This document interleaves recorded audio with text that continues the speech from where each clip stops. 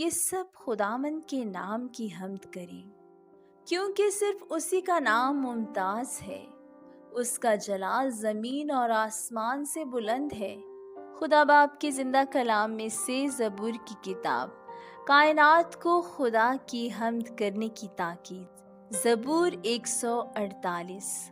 خداوند کی حمد کرو، آسمان پر سے خداوند کی حمد کرو، بلندیوں پر اس کی حمد کرو۔ اے اس کے فرشتوں، سب اس کی حمد کرو، اے اس کے لشکروں، سب اس کی حمد کرو۔ اے سورج، اے چاند، اس کی حمد کرو، اے نورانی ستاروں، سب اس کی حمد کرو۔ اے فلک الافلاک، اس کی حمد کرو، اور تو بھی اے فضا پر کے پانی، یہ سب خداوند کے نام کی حمد کریں، کیونکہ اس نے حکم دیا اور یہ پیدا ہو گئے۔ اس نے ان کو عبدالآباد کے لیے قائم کیا ہے، اس نے اٹل قانون مقرر کر دیا ہے۔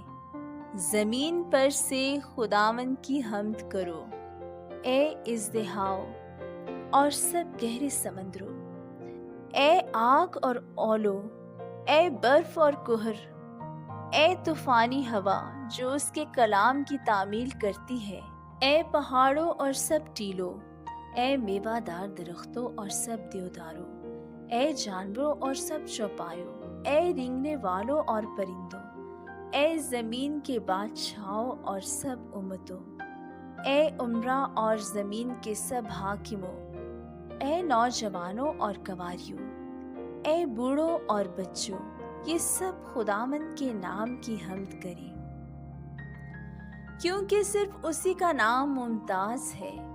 اس کا جلال زمین اور آسمان سے بلند ہے، اور اس نے اپنے سب مقدسوں یعنی اپنی مقرب قوم بنی اسرائیل کے فخر کے لیے اپنی قوم کا سینگ بلند کیا۔ خداوند کی حمد کرو، آمین۔